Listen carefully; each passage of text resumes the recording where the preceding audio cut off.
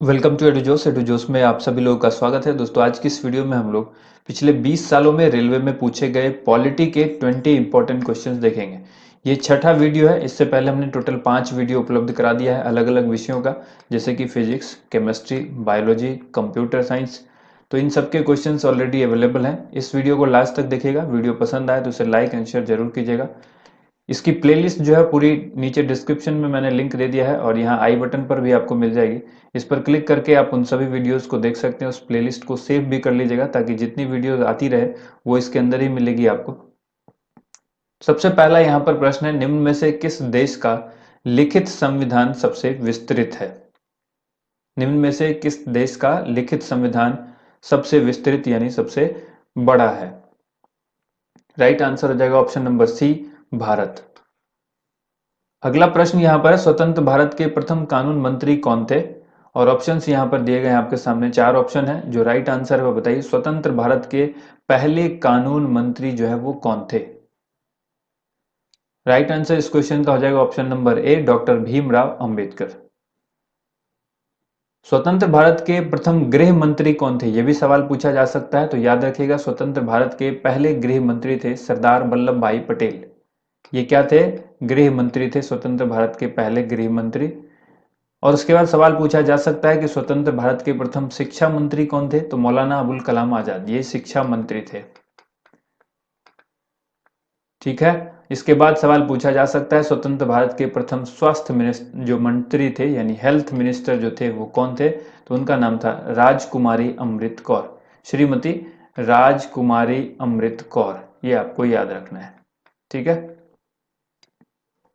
Next question यहां पर है, संविधान का मसौदा तैयार करने वाली समिति जिसको हम लोग ड्राफ्टिंग कमेटी के नाम से भी जानते हैं, तो ड्राफ्टिंग कमेटी के अध्यक्ष कौन थे? संविधान का मसौदा तैयार करने वाली जो समिति थी उसके अध्यक्ष कौन थे, यानी किन की अध्यक्षता में वो संविधान का मसौदा तैयार करने वाली जो वो कमेटी बनी थी? तो राइट आंसर इस क्वेश्चन का क्या होगा? Option number B, doctor B R Ambedkar यानी भीमराव अंबेडकर। 29 अगस्त 1947 में यह कमेटी बनाई गई थी। ड्राफ्टिंग कमेटी कब आई थी? 29 अगस्त 1947 ईस्वी में। ड्राफ्टिंग कमेटी में टोटल मेंबर कितने थे? 7 सदस्य थे, जिसमें से अध्यक्षता की थी डॉक्टर भीमराव अंबेडकर ने। अगला प्रश्न है, अस्पृश्यता का अंत संविधान के किस अनुच्छेद से किया गया है? अस्पृश्यता का अंत संविधान के किस अनुच्छेद के अंतर्गत किया गया है? राइट आंसर हो जाएगा ऑप्शन नंबर बी यानी 17वें अनुच्छेद के अंतर्गत किया गया है। आपको बता दें, इसे और मजबूत बनाने के लिए संसद ने एक कानून पारित किया था, अस्पृश्यता निवारण अधिनियम। अस्पृश्यता निवारण अधिनियम 1955। इस कानून को इसलिए पारित किया गया था कि जो अस्पृश्यता का अंत है इस कानून को और मजबूती मिले। ठीक है। और बाद में इसका नाम बदल करके नागरिक अधिकार संरक्षण अधिनियम कर दिया गया। नागरिक अधिकार संरक्षण अधिनियम। नेक्स्ट क्वेश्चन है, जब राष्ट्रपति अपने पद से त्याग करना चाहे तो वह किसे अपना त्याग पत्र देंगे? जब राष्ट्रपति अपना इस्तीफा सौंपना चाहते हो तो वो अपना इस्तीफा किसको देंगे? और यहां पर ऑप्शंस आपके सामने 4 ऑप्शंस हैं। जो राइट आंसर है वो बताइए। तो इस क्वेश्चन का राइट आंसर हो जाएगा ऑप्शन नंबर डी यानी उपराष्ट्रपति। ठीक है।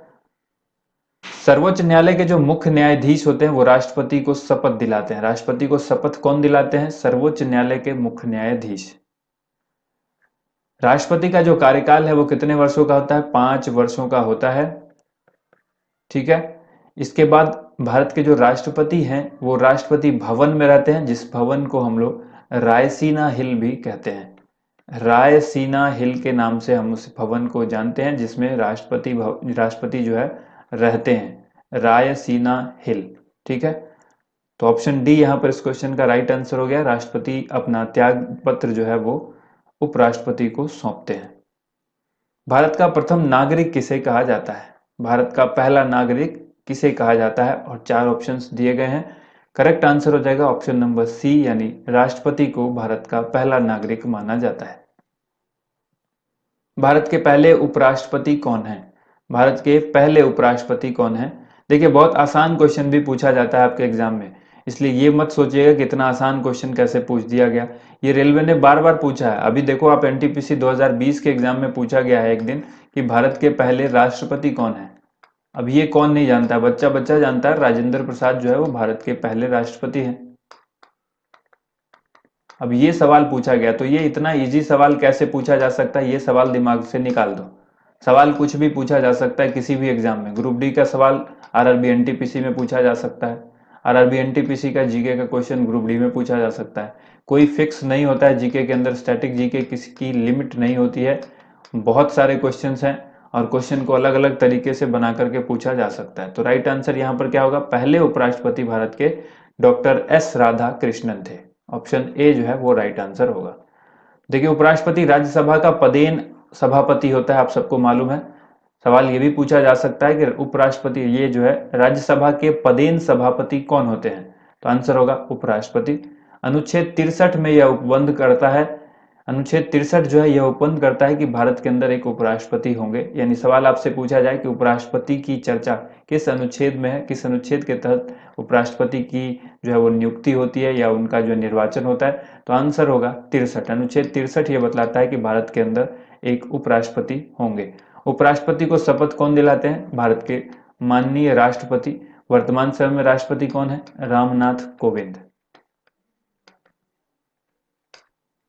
नेक्स्ट क्वेश्चन देखिए, निम्न में से किसका चुनाव निर्वाचन आयोग के द्वारा नहीं किया जाता है। निम्न में से किसका चुनाव निर्वाचन आयोग नहीं करता है, तो आंसर हो जाएगा ऑप्शन नंबर सी, मुख्यमंत्री। मुख्यमंत्री का चुनाव जो है वो निर्वाचन आयोग के द्वारा नहीं होता है, राष्ट्रपति और उपराष्ट्रपति का चुनाव निर्वाचन आयोग के द्वारा होता है। निम्न में से कौन महान्यायवादी की नियुक्ति करता है। महान्यायवादी, जिसको अटॉर्नी जनरल ऑफ इंडिया कहते हैं, महान्यायवादी की नियुक्ति कौन करते हैं, तो राइट आंसर हो जाएगा राष्ट्रपति। ऑप्शन नंबर बी इस क्वेश्चन का राइट आंसर होगा। महान्यायवादी के पद की जो व्यवस्था है वो संविधान के अनुच्छेद यानी आर्टिकल 76 के अंतर्गत है। यह देश का सर्वोच्च कानून अधिकारी होता है। आपसे सवाल पूछेगा देश का सर्वोच्च कानून अधिकारी कौन होता है, तो महान्यायवादी।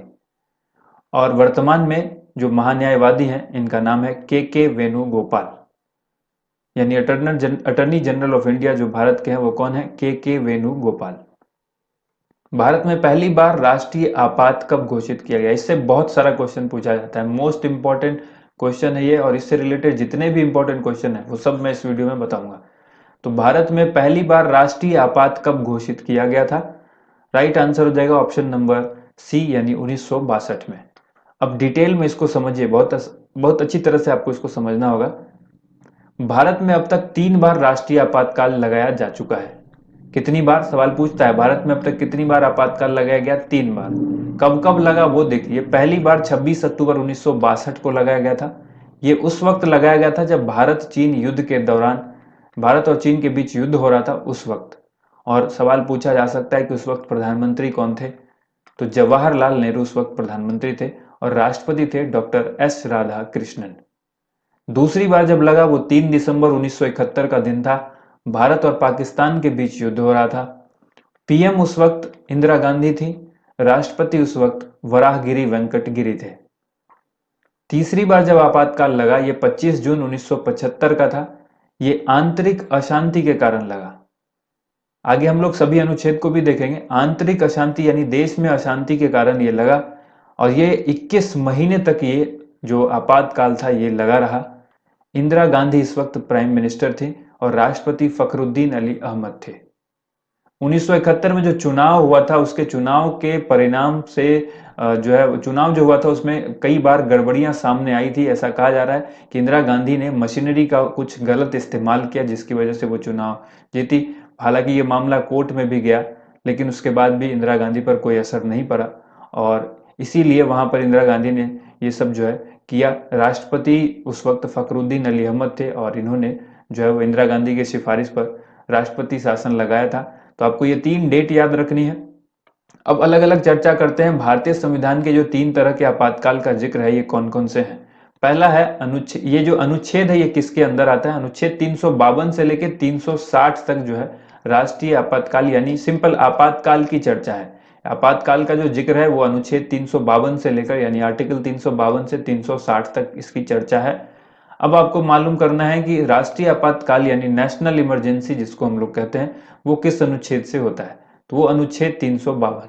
यही होता है, ये बाहरी युद्ध के कारण जो युद्ध का आक्रमण हो जाता है, हमारे देश पर किसी ने आक्रमण कर दिया, तो ये बाहरी आक्रमण है, युद्ध है, इसकी वजह से नेशनल इमरजेंसी लगाया जाता है, जो 2 बार लगा था यहाँ पर।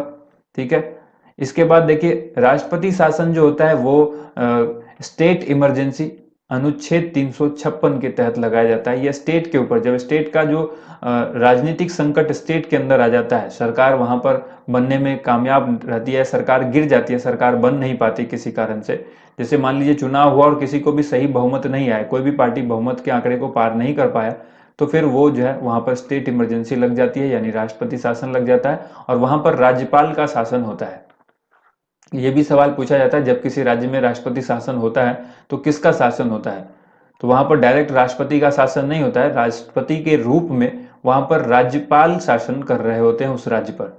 इसके बाद तीसरा होता है आर्थिक आपातकाल।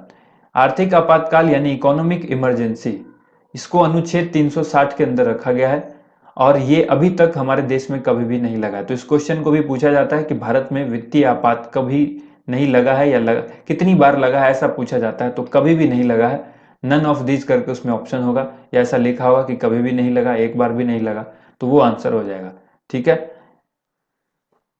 अगले प्रश्न की तरफ बढ़ते हैं। भारत के पहले मुख्य चुनाव आयुक्त कौन है? भारत के पहले मुख्य चुनाव आयुक्त का नाम अक्सर सवाल पूछा जाता है, आंसर हो जाएगा Sukumar Sen. Option number A इस क्वेश्चन का राइट आंसर है। अगला प्रश्न है, किस संविधान संशोधन में मतदान की उम्र को 21 साल से घटाकर 18 साल कर दिया गया? आप सभी को मालूम होना चाहिए कि पहले जो मतदान की उम्र थी वो 21 साल थी, बाद में उसको घटा करके 18 किया गया, और ये कब किया गया, किस संविधान संशोधन में, यही इस सवाल में पूछा गया है। तो आंसर हो जाएगा ऑप्शन नंबर बी, संविधान के 61वें संशोधन के अंदर उम्र सीमा जो 21 साल थी न्यूनतम, ठीक है, न्यूनतम जो एलिजिबिलिटी थी वोटर की, उसको घटा करके 18 साल कर दिया गया, और आज भी हम लोग 18 साल के होने के बाद वोट कर सकते हैं। अगला प्रश्न यहां पर है, गोवा राज्य का निर्माण किस संविधान संशोधन के तहत हुआ? गोवा राज्य का निर्माण संविधान के किस संशोधन के तहत हुआ? और ऑप्शंस यहां पर 4 दिए गए हैं, बिल्कुल इसमें से जो करेक्ट आंसर है वो क्या होगा? ऑप्शन नंबर डी, 56वें संविधान संशोधन के अंतर्गत गोवा राज्य का जो है निर्माण किया गया था। वित्त आयोग की स्थापना किसके द्वारा की जाती है? वित्त आयोग की स्थापना जो है निम्न में से किसके द्वारा की जाती है या किसके द्वारा होती है? तो राइट आंसर हो जाएगा ऑप्शन नंबर सी, राष्ट्रपति जो है वो वित्त आयोग की स्थापना करते हैं। यूएनओ यानी यूनाइटेड नेशन ऑर्गेनाइजेशन के सुरक्षा परिषद में कितने अस्थायी सदस्य हैं? बहुत ही इंपॉर्टेंट सवाल है, यूएनओ के सुरक्षा परिषद में कितने अस्थायी सदस्य हैं? तो राइट आंसर हो जाएगा 5 अस्थायी सदस्य हैं। जैसा कि आप सबको मालूम है, यहाँ पर 5 अस्थायी होते हैं, 10 जो है वो अस्थायी होते हैं। तो जो अस्थायी सदस्य होते हैं वो 2 वर्षों के लिए होते हैं, ये अल्पकालिक होते हैं, 2 वर्षों के लिए होते हैं, हर 2 वर्ष पर वहां पर जो सदस्य हैं वो चेंज होते रहते हैं। ठीक है, और जो ये 5 सदस्य हैं ये फिक्स होते हैं, तो ये 5 अस्थाई ये अस्थाई हो गए, और जो 10 हैं वो अस्थाई होते हैं। टोटल 15 सदस्य होते हैं, ये आपको याद रखना है। अगला सवाल यहाँ पर है, सीएजी जिसको नियंत्रक एवं महालेखा परीक्षक भी कहा जाता है, तो नियंत्रक एवं महालेखा परीक्षक की निगरानी किस समिति के द्वारा की जाती है? 4 ऑप्शंस यहाँ पर दिए गए हैं, यानी सीएजी की निगरानी जो है वो किस समिति के द्वारा की जाती है, किस कमिटी के द्वारा की जाती है? तो राइट आंसर हो जाएगा इसका ऑप्शन नंबर सी, लोक लेखा समिति। अच्छा, वर्तमान में सीएजी कौन है? वर्तमान में सीएजी कौन है, ये बहुत इंपॉर्टेंट सवाल है। सीएजी जो वर्तमान में है, जीसी मुर्मू। जीसी मुर्मू भारत में वर्तमान में सीएजी है। अगला प्रश्न है, संयुक्त राष्ट्र की स्थापना कब की गई थी? संयुक्त राष्ट्र की स्थापना कब की गई थी? एग्जैक्ट डेट के साथ पूछा जाता है, क्योंकि ईस्वी सबको मालूम है 1945 में हुई थी इसकी स्थापना, इसीलिए अब जो एग्जामिनर है वो थोड़ा डीप में क्वेश्चन पूछ लेता है कई बार, इस तरह के क्वेश्चन जब उसको पूछना होता है, और सिमिलर टाइप के ऑप्शंस दे दिए जाते हैं। तो राइट आंसर फिर भी आपको याद होना चाहिए, 24 अक्टूबर 1945 को संयुक्त राष्ट्र की स्थापना हुई थी। धर्मनिरपेक्ष शब्द को संविधान की प्रस्तावना में किस संशोधन में जोड़ा गया था? धर्मनिरपेक्ष जो कि शब्द है, इसको संविधान की प्रस्तावना में जोड़ा गया था, ये बाद में जोड़ा गया था, मूल संविधान में ये शब्द नहीं था। तो इस शब्द को जोड़ा किस संविधान संशोधन में गया था? आंसर हो जाएगा ऑप्शन नंबर सी यानी 42वें संविधान संशोधन में। विधानसभा के 2 सत्रों के बीच का अंतराल कितने दिनों का होता है? यहां पर होता है विधानसभा के 2 सत्रों के बीच का अंतराल कितने दिनों का होता है? 2 सत्र हैं, इसके बीच का जो अंतराल है, जो गैप है, ये कितने दिनों का होना चाहिए? तो राइट आंसर हो जाएगा ऑप्शन नंबर बी, 6 माह का अंतराल होना चाहिए, 6 मंथ। ठीक है। नेक्स्ट क्वेश्चन है, भारतीय राज्य की पहली महिला मुख्यमंत्री कौन बनी थी? यानी पूरे भारत में पहली बार महिला मुख्यमंत्री कौन बनी थी? चाहे वो पूरे भारत में किसी भी राज्य के अंदर हो, जो सबसे पहले महिला मुख्यमंत्री बनी, उसमें आपसे नाम पूछा गया है। 4 ऑप्शंस आपके सामने हैं। राइट आंसर हो जाएगा option number D, Sucheta Kripalani. ये भारत की पहले चीफ मिनिस्टर थी किसी भी राज्यों के अंदर। किस स्टेट की बनी थी? उत्तर प्रदेश। उसी तरह सरोजनी नायडू को याद रखिएगा, ये भारत की पहली महिला राज्यपाल बनी थी और ये भी बनी थी उत्तर प्रदेश की। ठीक है। ये दोनों नाम अक्सर एग्जाम में पूछा जाता है, तो इसको कंफ्यूज इससे नहीं होना है और इस सबको अच्छी तरह से याद रखना है। उम्मीद करते हैं आप सभी को वीडियो पसंद आई होगी। वीडियो को ज़्यादा से ज़्यादा लाइक कीजिए, शेयर कीजिए और इस तरह की वीडियो देखने के लिए हमारे चैनल को सब्सक्राइब जरूर करें। Thank you so much. आप सभी लोगों का वीडियो देखने के लिए बहुत बहुत धन्यवाद।